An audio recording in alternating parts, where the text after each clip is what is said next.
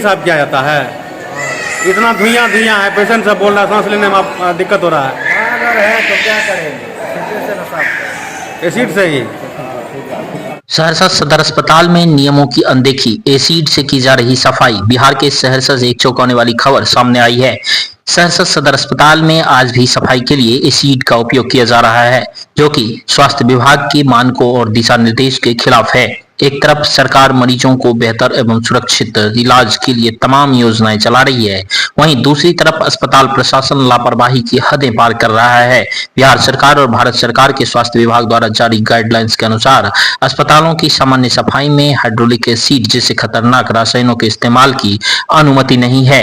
Acid का उपयोग न केवल कर्मचारियों एवं मरीजों के स्वास्थ्य के लिए हानिकारक है, बल्कि इससे फर्श, पाइपलाइन एवं अन्य सतहों को भी नुकसान पहुंच सकता है, जिसके साथ ही यह तीव्र गंध एवं धुएं के कारण पर्यावरण प्रदूषण का भी कारण बनता है। सरकार द्वारा अस्पतालों की सफाई के लिए ब्लीच एवं QAC गर्म पानी में डिटर्जेंट का उपयोग करने की सिफारिश की गई है। स्थानीय लोगों का कहना है कि अस्पताल में एसिड से सफाई का यह तरीका लंबे समय से अपनाया जा रहा है, लेकिन अब तक इस पर कोई कार्रवाई नहीं हुई है।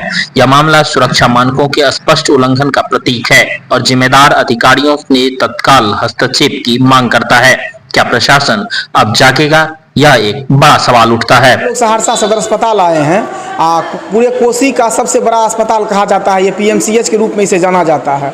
अभी यहाँ आए तो देख रहे हैं कि सफाई कर्मचारियों द्वारा एसिड का इस्तेमाल किया जा रहा है, वो भी हार्ड एसिड का उपयोग किया जा रहा है सदर अस्पताल की साफ सफाई करने के लिए, जबकि सरकार द्वारा साफ साफ प्रतिबंध लगाया गया है कि किसी भी अस्पताल में एसिड के द्वारा सफाई करा जाना एक अपराध होगा, क्योंकि इससे मरीज के जान पर खतरा हो सकता है, मरीज और गंभीर हो सकता है। तो इस तरह सहरसा सदर अस्पताल में एसिड के द्वारा सफाई किया जा रहा है, ये एक जघन्य अपराध है। इस पे अस्पताल प्रबंधक को तुरंत सख्त कार्रवाई करनी चाहिए।